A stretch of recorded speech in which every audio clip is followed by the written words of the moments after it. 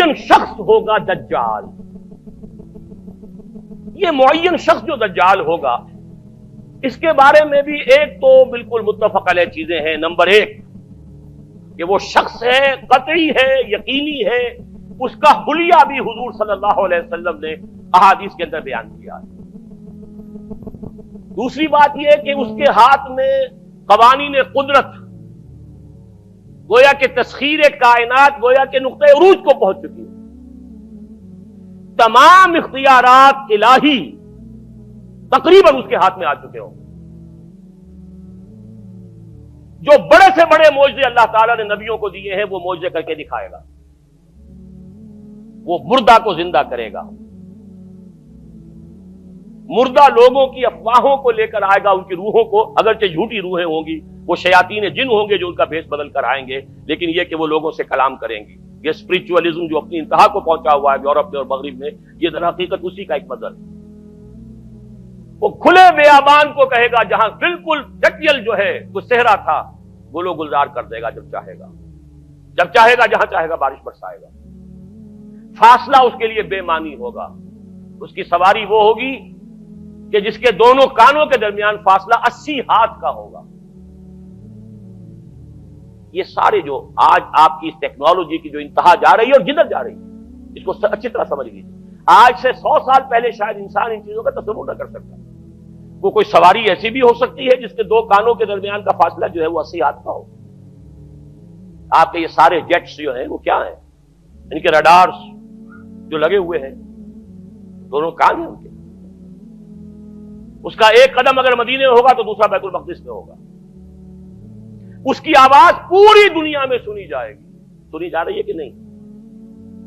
یہ ساری قدرت، ساری قوتیں، تسخیر کائنات کلیتاً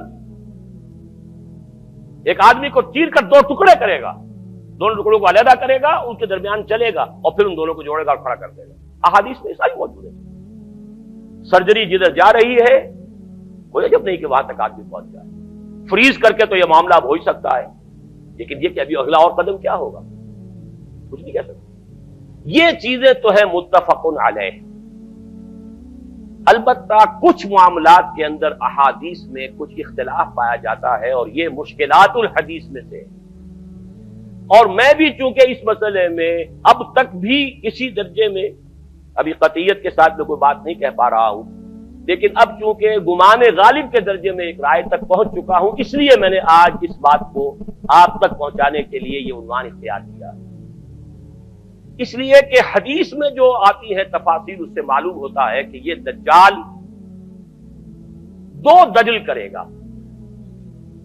یا تو وہ دو دلیل کرنے والے دو دجال علیحدہ ہیں، یا یہ دونوں دلیل کرنے والا شخص ایک ہی ہے. بس یہ مسئلہ ہے کہ جو آج تک مجھ سے حل نہیں ہوا تھا، اب تک کہنا چاہیے آج تک نہیں.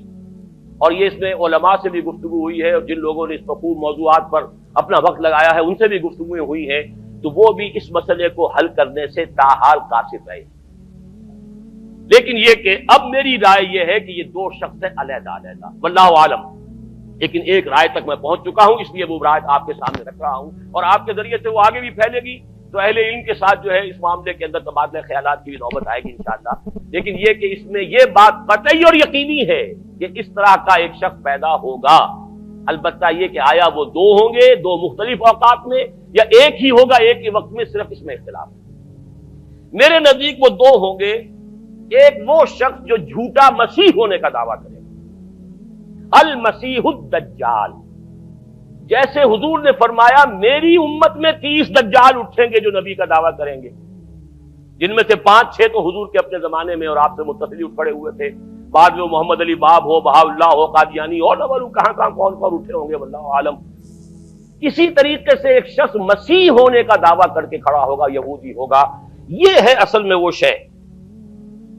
اور اس میں جو ان دونوں شخصیتوں کے مابین اگر کوئی ذرا سا اگر ابہام رہا ہے تو میں ایک حدیث بھی نوٹ کر کے لایا تھا، حضرت عبادہ ابن صامت رضی اللہ تعالی عنہ سے ہے، عن رسول اللہ ہے، انی حدثتکم عن الدجال حتی خشیت اللہ تعقلوا. میں نے تمہیں دجال کے بارے میں بہت سی باتیں بتائی ہیں تو مجھے یہ گمان ہوا کہ شاید تم اسے سمجھ نہ پاؤ.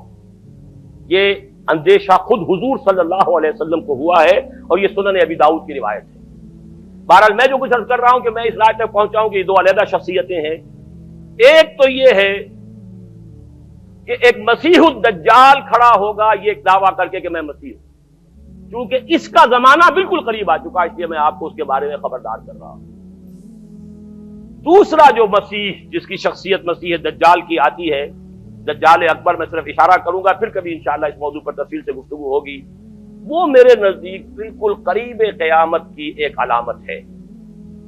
جو خدائی کا دعویٰ کرے وہ جھوٹا خدا ہوگا، یہ جھوٹا مسیح ہوگا، المسیح الدجال۔ الدجال الاکبر وہ ہوگا کہ جو قیامت کے بالکل قریب کی تین نشانیاں ہیں، جبکہ وہ آ جائیں گی تو حدیث میں آتا ہے کہ اس کے بعد کسی شخص کے ایمان لانے کا، توبہ کرنے کا فائدہ نہیں ہوگا۔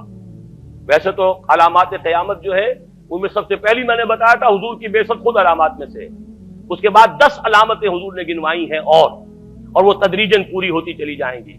آخری علامات کے لیے حدیث سن لیجیے، عن ابی ہریرہ رضی اللہ تعالی عنہ قال قال رسول اللہ صلی اللہ علیہ وسلم ثلاث اذا خرجنا لا ينفع نفسا ایمانا لم تكن آمنت من قبل او کسبت فی ایمانها خیرا، طلوع الشمس من المغرب وخروج الدجال ودابۃ الارض۔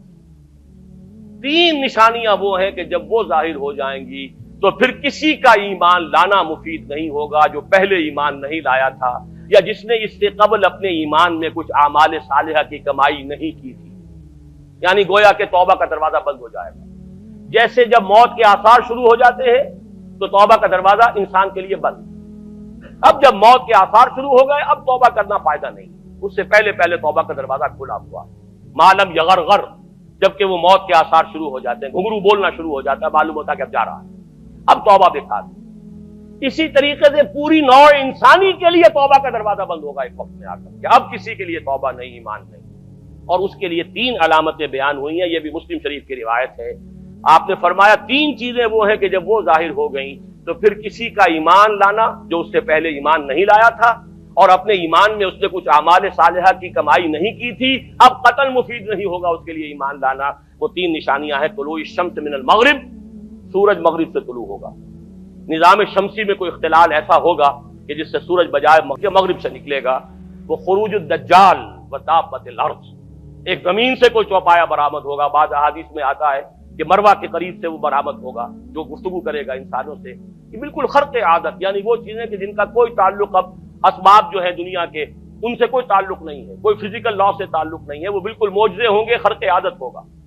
اور خروج دجال، وہ دجال جو خدائی کا دعویٰ کرے گا، اور حدیث میں آتا ہے کہ بہت کم لوگ ہوں گے کہ جو اس کے سامنے رک سکیں گے، اکثر و بیشتر جو کمزور ایمان والے لوگ ہوں گے وہ اسے خدا تسلیم کر کے اس کی پرستش شروع کر دیں۔ میرے نزدیک یہ آخری چھلنی ہوگی جو لگائی جائے گی اہل ایمان